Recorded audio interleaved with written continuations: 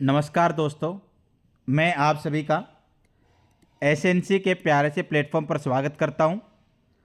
आशा करता हूं कि आप सभी स्वस्थ होंगे। जैसा प्यार पिछले क्लासेस पर देखने को मिल रहा है, ऐसा ही प्यार बनाए रखिएगा। बहुत ही इंपॉर्टेंट सेशन रहने वाला आप लोगों के लिए आने वाले एग्जाम के लिए, चाहे स्टेट लेवल एग्जाम हो, चाहे सेंट्रल लेवल एग्जाम हो। जो बच्चा पहली बार हमारे प्लेटफॉर्म के साथ जुड़ रहा है, चैनल को सब्सक्राइब करना ना भूलें। वीडियो को ज़्यादा से ज़्यादा शेयर कीजिएगा और साथ के साथ वीडियो को लाइक ज़रूर करते रहें बेटा। चलो सर, आज के सेशन की अपन शुरुआत कर लेते हैं। और जो बच्चा जीएमसीएच की प्रिपरेशन करना चाहता है तो उसके लिए बेटा बैच स्टार्ट हो गया है। जीएमसीएच के लिए बैच स्टार्ट है बेटा। तो प्ले स्टोर के ऊपर जाइएगा और प्ले स्टोर के ऊपर जाकर एसएनसी सृष्टि नर्सिंग कोचिंग की जो एप्लीकेशन है उसको डाउनलोड कीजिएगा। डाउनलोड करके आप बेटा वहाँ पर आप डेमो क्लासेज वगैरह देख सकते हैं। चलो सर, आज के सेशन की अपन शुरुआत करते हैं। सबसे पहला क्वेश्चन आपकी स्क्रीन के ऊपर ये रहा। Sir, the silent feature of nurse record include all of the following except. Sir, कौन सा होगा साइलेंट फीचर होगा नर्स के रिकॉर्ड्स के अंदर इंक्लूड होंगे all of the following except, एक को छोड़कर। ऑप्शन नंबर ए है written with ink on paper. Written करना इंक के साथ, किसके ऊपर? पेपर के साथ। Complete, clear and concise. Complete, clear और कॉन्साइज सबकी समझ में आना चाहिए। Counter sign by doctor, doctor के द्वारा साइन किए जाएंगे। Should not have overwriting, overwriting नहीं होनी चाहिए। तो कौन सा फीचर होगा? फटाफट राइट आंसर दीजिएगा। वेरी वेरी वेरी गुड, एक को छोड़ना, कौन सा नहीं है? The silent feature of nurses record include all of the following except. Nurse के रिकॉर्ड के अंदर कौन से साइलेंट फीचर हैं एक्सेप्ट एक को छोड़कर? तो हमेशा याद रखना, written with ink on paper, paper के ऊपर इंक के साथ लिखना बिल्कुल साइलेंट फीचर है।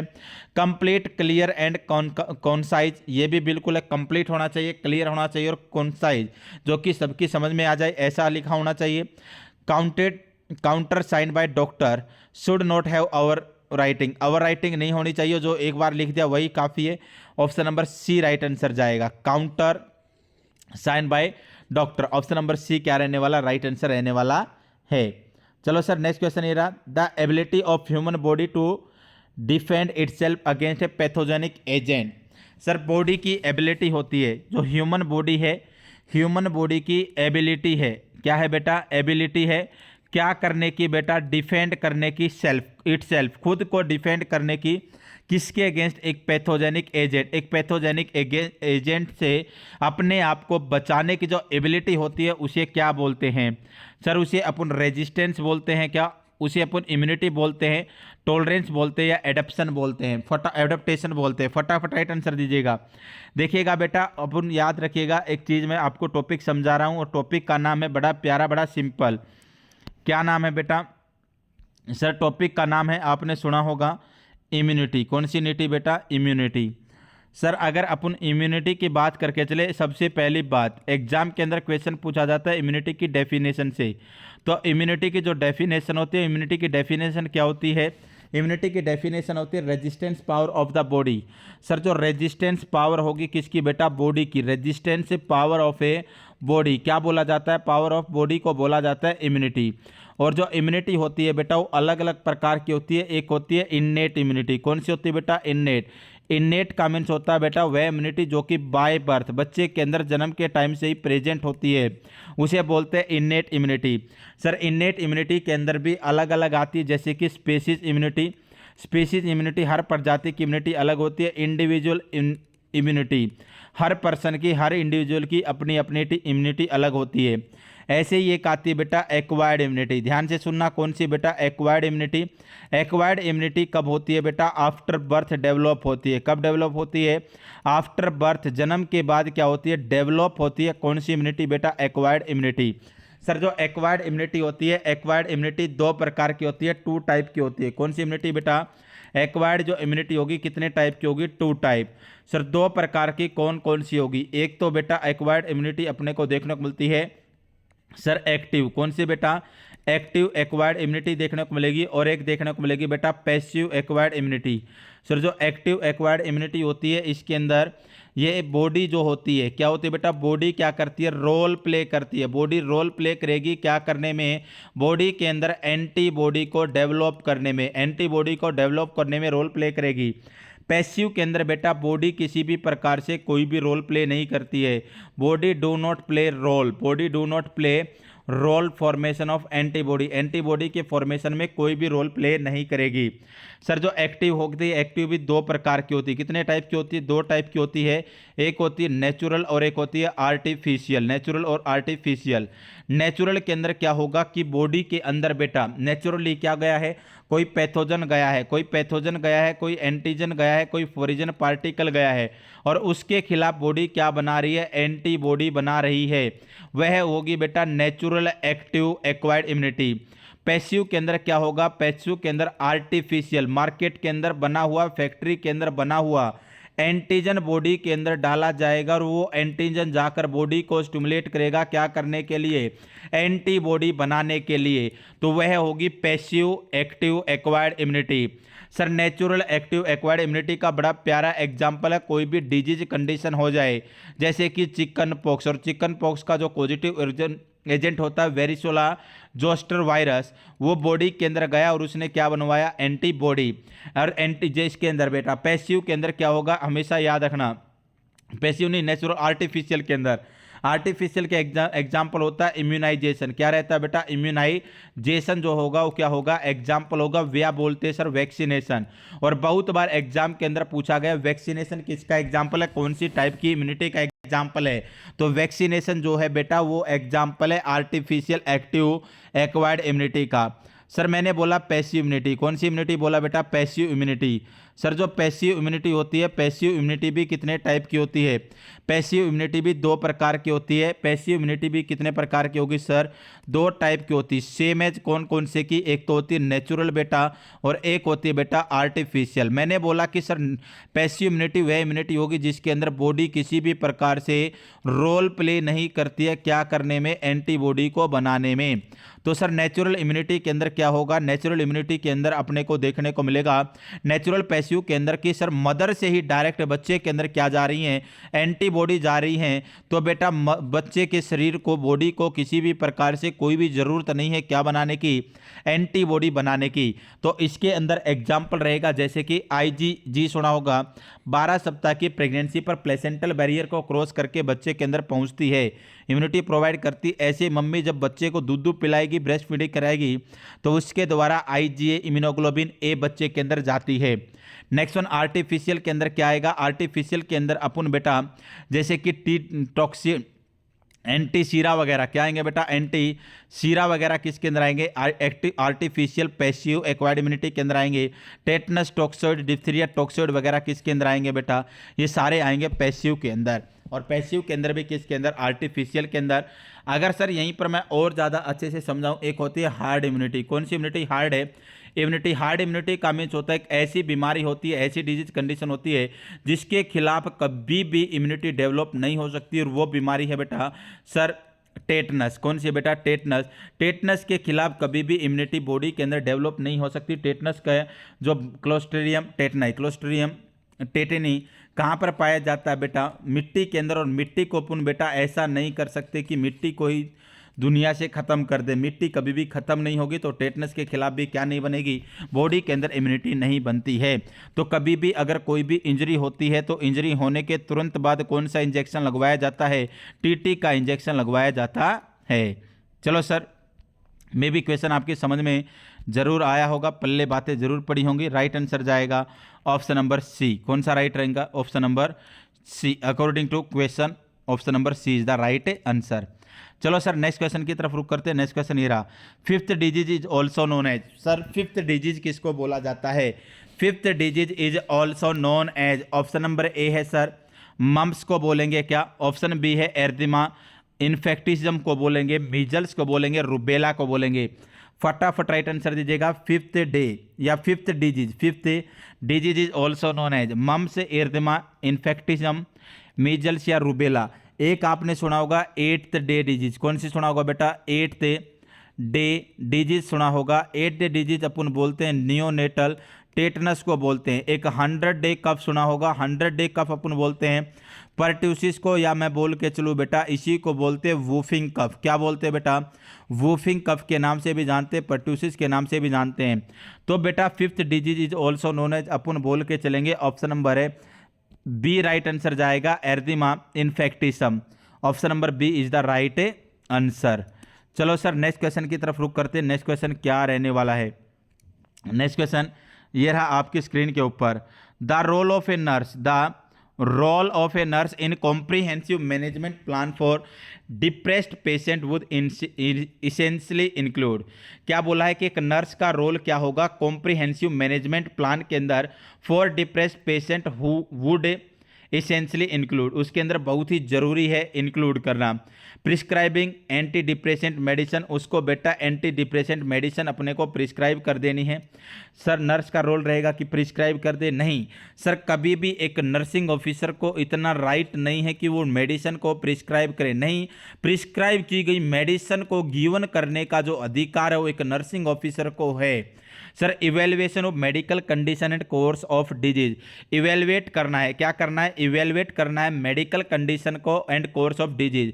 मेडिकल कंडीशन को इवेल्युएट करना है कि इसके अंदर डिजीज बीमारी कौन सी हो सकती है, इसके पीछे कारण क्या हो सकता है, और कोर्स ऑफ डिजीज कितने दिन पुरानी बीमारी हो सकती है और कितने दिन तक चल सकती है। नहीं बेटा ये काम भी अपना नहीं है, ये काम भी किसका है?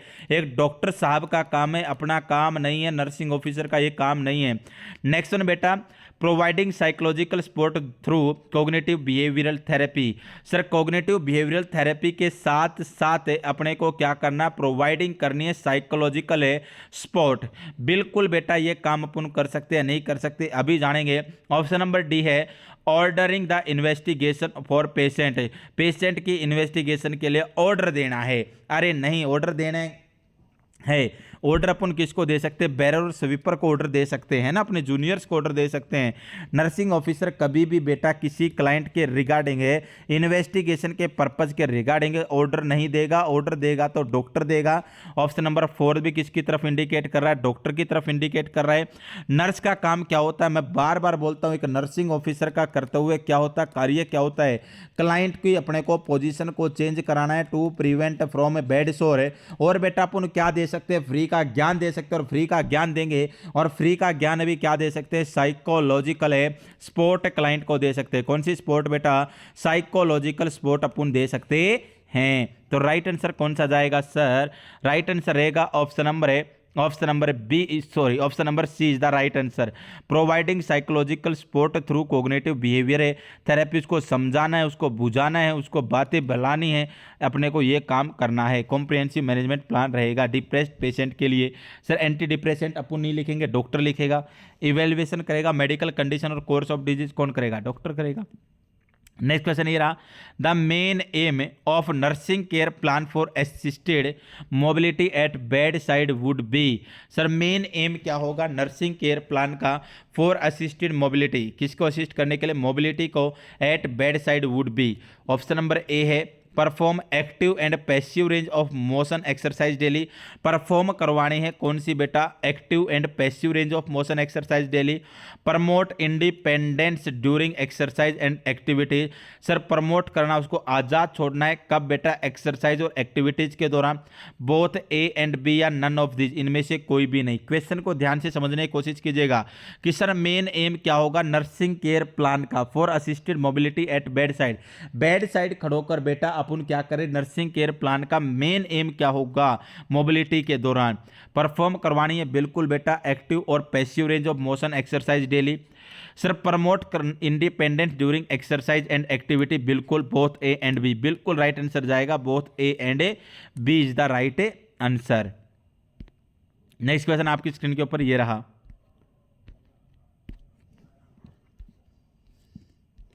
Pulse pressure is defined as. Pulse pressure को अपन कैसे डिफाइंड करते हैं बेटा? Option number A the difference between systolic and diastolic pressure. Option B है the difference between arterial and venous pressure. Option number C है बेटा the difference between standing and supine blood pressure. None of the above. फटाफट right answer दीजिएगा। शाबाश शाबाश शाबाश। देखिएगा sir आपने सुना होगा सर ब्लड प्रेशर होता है। कौन सा प्रेशर होता है बेटा? बीपी के नाम से जानते हैं। सर ब्लड प्रेशर होता है नॉर्मली कितना होता है? 120 टू 180 mm ऑफ Hg होता है। सर ब्लड प्रेशर क्या होता है? Force excreted by the blood on the walls of blood vessel. Blood vessels की वॉल के ऊपर, ब्लड वेसल्स की दीवारों के ऊपर ब्लड के द्वारा, खून के द्वारा जो प्रेशर लगाया जाता है बेटा उसे बोलते हैं ब्लड प्रेशर। नेक्स्ट वन बेटा, बीपी के बाद आता है पल्स। क्या आती है बेटा? पल्स। पल्स क्या होती है? Rhythmic expansion and recoiling of artery by the way of blood, it is also known as pulse. Sir blood pressure के अंदर ही एक होता है ओनकोटिक प्रेशर, और ओनकोटिक प्रेशर का मीन्स क्या होगा? सर एल्बुमिन के द्वारा ब्लड वेसल्स की वॉल के ऊपर जो प्रेशर लगाया जाता है उसे बोलते हैं ओनकोटिक प्रेशर। ऑस्मोटिक प्रेशर के अंदर क्या होगा बेटा? एल्बुमिन के साथ कौन आ जाएंगे? क्रिस्टेलोइड। क्रिस्टेलोइड क्या होते हैं? इलेक्ट्रोलाइट आ जाएं। क्या आ जाए बेटा? इलेक्ट्रोलाइट। इलेक्ट्रोलाइट प्लस में एल्बुमिन दोनों मिलकर एक प्रेशर लगाते हैं, उसे बोलते हैं बेटा ओस्मोटिक प्रेशर। क्या बोलते हैं सर? ओस्मोटिक प्रेशर के नाम से जानते हैं। हाइड्रोस्टेटिक प्रेशर क्या होगा बेटा? पानी के द्वारा, H2O के द्वारा ब्लड वेसल्स की वॉल के ऊपर जो फोर्स एक्सक्रीटेड किया जाता है, लगाया जाता है, उसे बोलते हैं हाइड्रोस्टेटिक प्रेशर। नेक्स्ट वन बात आएगी बेटा हाइड्रोस्टेटिक, ओनकोटिक, ओस्मोटिक, पल्स। अब देखिएगा सर एक होता है पल्स प्रेशर। कौन सा प्रेशर होता है बेटा? एक पल्स प्रेशर होता है। और पल्स प्रेशर का मीन्स क्या होगा? Difference between systolic pressure and diastolic pressure. Systolic और डायस्टोलिक प्रेशर के बीच में जो डिफरेंस होगा 120 माइनस 80 mm ऑफ Hg, उसे क्या बोलेंगे? पल्स प्रेशर बोल के चलते हैं। और यहीं पर एक क्वेश्चन पूछा जा सकता, मैप मीन आर्टेरियल प्रेशर क्या होता है? मीन आर्टेरियल प्रेशर होता है पल्स प्रेशर प्लस में pulse pressure 1/3 pulse pressure 1/3 pulse pressure plus में डायस्टोलिक प्रेशर, प्लस में बेटा डायस्टोलिक प्रेशर अपन क्या निकाल लेंगे? Map mean arterial pressure. या बेटा मैं बोल के चलूँ सर, दूसरा फॉर्मूला होता है systolic pressure. Systolic pressure plus में double of diastolic pressure divide by 3। इससे भी क्या निकल जाएगा? मैप निकल जाएगा, मीन आर्टेरियल प्रेशर निकले जाएगा। तो मे भी समझ में आए होंगे सारे के सारे फॉर्मूले। तो देखिएगा पल्स प्रेशर का क्या होगा बेटा? पल्स प्रेशर रहेगा बेटा the difference between systolic and diastolic pressure. Option number A बिल्कुल बिल्कुल राइट आंसर रहेगा। कौन सा रहेगा right answer? Option number A. Next question आपकी स्क्रीन के ऊपर ये रहा, one of the major complication due to mumps in male. Male client के अंदर बेटा मेजर कॉम्प्लिकेशन कौन सी देखने को मिलेगी? किसके कारण बेटा? मम्स के कारण। One of the major complication due to mumps in male is, male के अंदर बेटा मम्स के कारण मेजर कॉम्प्लिकेशन क्या होगी?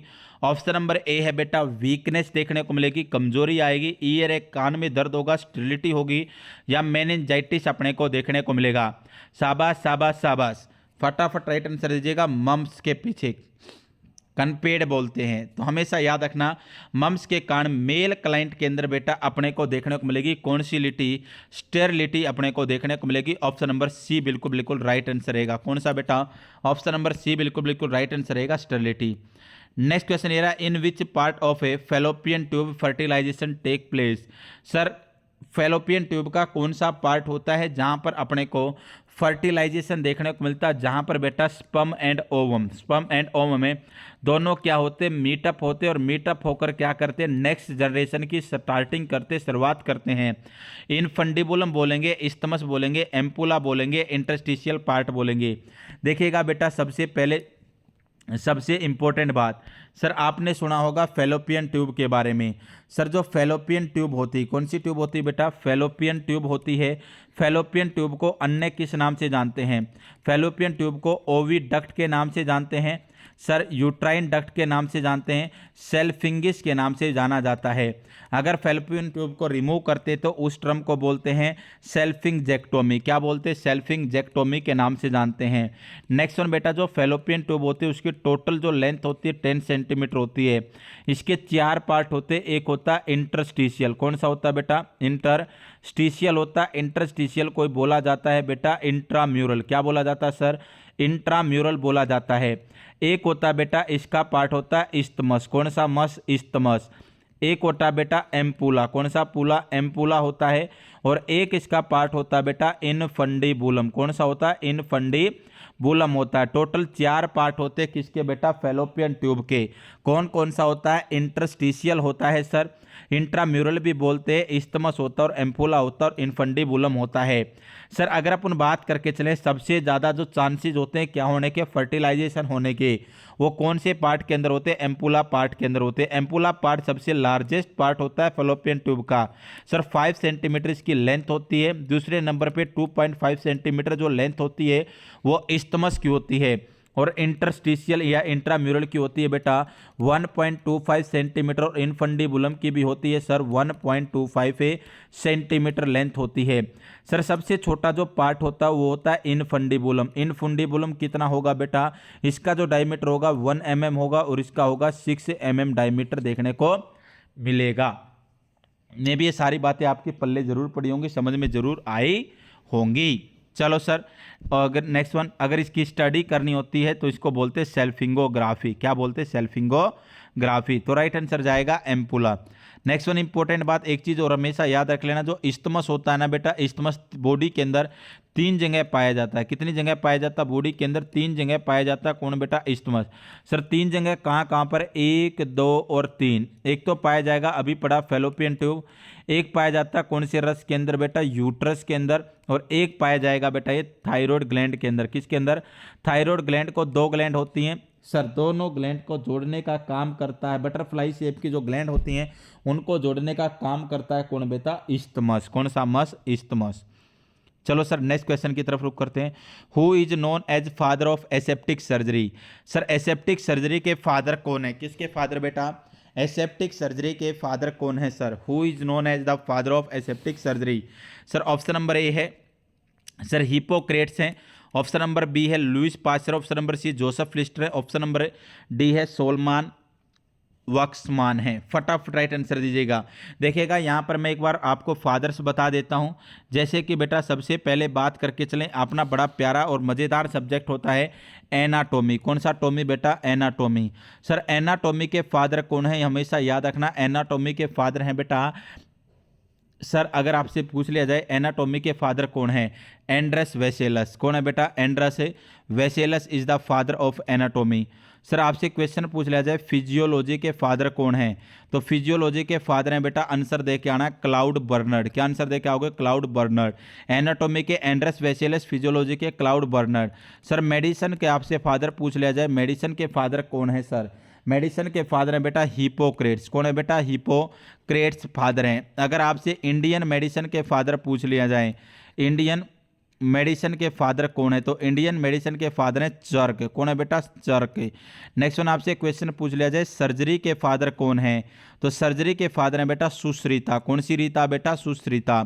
फादर पूछ लिया जाए आपसे फार्मेकोलॉजी के, किसके बेटा? फार्मेकोलॉजी।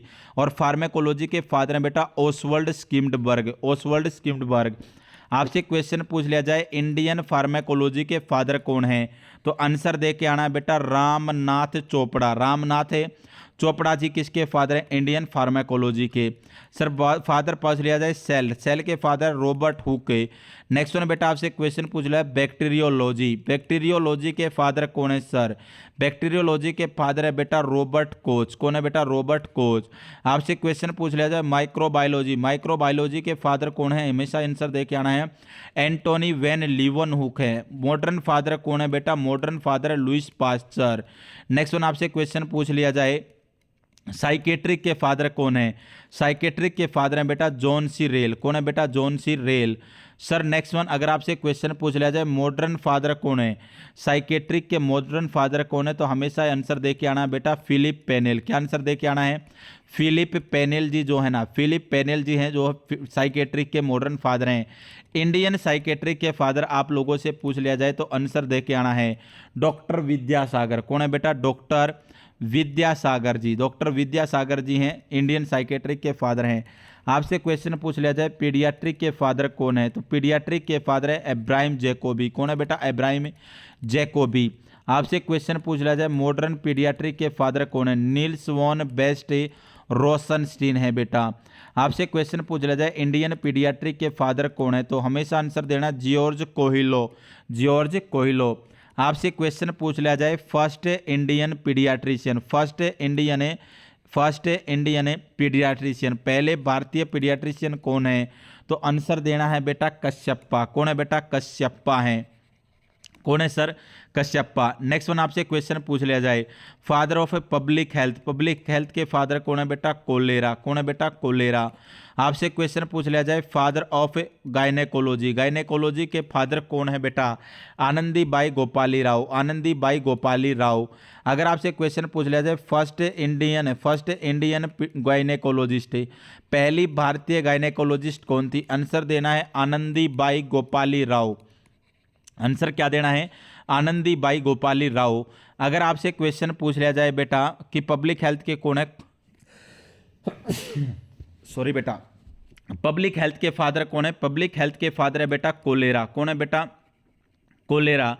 आपसे क्वेश्चन पूछ लिया जाए, स्टेथोस्कोप के फादर कौन है? किसके फादर बेटा? स्टेथोस्कोप के फादर कौन है? तो स्टेथोस्कोप के फादर है रेने लेनिक। कौन है बेटा? रेने लेनिक। और रेने लेनिक जी ने ही क्या किया था बेटा? डिस्कवर्ड किया था, फाउंड किया था किसको बेटा? लीवर सिरोसिस, लीवर सिरोसिस को। नेक्स्ट वन बात कर ले जाए, आपसे पूछ लिया जाए माइक्रोस्कोप, कि सर माइक्रोस्कोप के फादर कौन है? तो आंसर दे के आना है एंटोनी वैन लीवन हुक। कौन है बेटा? Antonie van Leeuwenhoek. चलो, ये मैंने इंपॉर्टेंट बातें बताई। एंटीसेप्टिक सर्जरी के फादर कौन है sir? Joseph Lister, Joseph Lister. Option number कौन सा राइट जाएगा? ऑप्शन नंबर राइट रहेगा सी। चलो सर, नेक्स्ट क्वेश्चन की तरफ रुक करते हैं। नेक्स्ट क्वेश्चन ये रहा, world mental health day is observed on. Sir world mental health day कब मनाया जाता है? सर जुलाई 11 को, अप्रैल 7, अक्टूबर 10, जून 5। अभी आरआरबी का एग्जाम हुआ, उसके अंदर पूछा गया था mental health programme, mental health programme कब आया? तो आंसर था 1982। और ऐसे क्वेश्चन पूछा जाता mental health act, mental health act आया 1987। और क्वेश्चन पूछा है वर्ल्ड मेंटल हेल्थ डे कब सेलिब्रेट किया जाता है? तो अक्टूबर 10। कब बेटा? अक्टूबर 10। सर ऐसे ही आपसे क्वेश्चन पूछ लिया जाए, ट्यूबरकुलोसिस डे, कौन सा डे बेटा? Tuberculosis day. TB day, TB day कब सेलिब्रेट किया जाता है? तो टीबी डे सेलिब्रेट किया जाता है एवरी ईयर 24 मार्च को। ऐसे ही आपसे पूछ लिया जाए हार्ट डे, हार्ट डे कब मनाया जाता है? तो याद रखना 29 सितंबर, 29 सितंबर को मनाया जाएगा। तो राइट आंसर जाएगा option number C. Next question है बेटा, shoulder dystocia is manage by, shoulder dystocia कैसे मैनेज किया जाएगा? लव शॉट मैनेवर के द्वारा, एमसी रॉबर्ट मैनेवर के द्वारा, लियोपोल्ड मैनेवर के द्वारा, या बर्न मार्शल मैनेवर के द्वारा? फटाफट राइट आंसर दिया, कौन से मैनेवर का यूज किया जाता है शोल्डर डिस्टोसिया को मैनेज करने के लिए? बेटा लियोपोल्ड मैनेवर सुना होगा, लियोपोल्ड मैनेवर। और जो लियोपोल्ड मैनेवर होता है इसी को बोलते हैं एब्डोमिनल थ्रस्ट। क्या बोलते हैं सर? एब्डोमिनल, एब्डोमिनल थ्रस्ट के नाम से जानते हैं। लियोपोल्ड मैनेवर या एब्डोमिनल थ्रस्ट का अपन यूज करते हैं किसी भी फोरिजन पार्टिकल को, किसी भी फोरिजन पार्टिकल को रेस्पिरेटरी ट्रैक से बाहर निकालने के लिए यूज किया जाता है, उसे बोलते हैं सर लियोपोल्ड मैनेवर। तो हमेशा याद रखना शोल्डर डिस्टोसिया को मैनेज करने के लिए एमसी रॉबर्ट मैनेवर का यूज किया जाता है। Option number B is the right answer. चलो sir next question, a normal human cell, a normal human cell has chromosome, normal human cell के अंदर कितने क्रोमोसोम होते हैं? Option number A 23, 46, 24, 48। सिंपल सा क्वेश्चन है, सबसे इजी क्वेश्चन, आज के सेशन का सबसे इजी क्वेश्चन है बेटा, फटाफट राइट आंसर दीजिएगा। तो हमेशा याद रखेगा राइट आंसर रहेगा 46 क्रोमोसोम होते हैं। पेयर पूछा नहीं, यहाँ पर क्रोमोसोम के नंबर है 46, अगर पेयर पूछता तो 23 राइट जाता। ऑप्शन नंबर बी बिल्कुल राइट आंसर रहेगा। चलो बेटा, आज का ये सेशन है, छोटा सा सेशन होगा लेकिन आपकी समझ में जरूर आया होगा।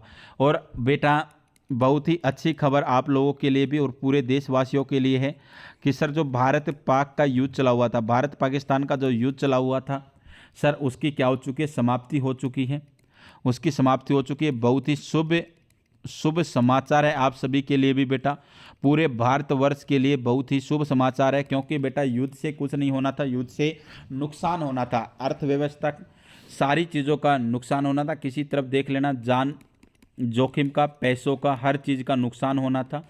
तो ऊपर वाले की कृपा से सारा चीज़ें टाइम रहते ठीक हो गई, समाप्त हो गया। बहुत ही अच्छी खबर है, ये शुभ समाचार है।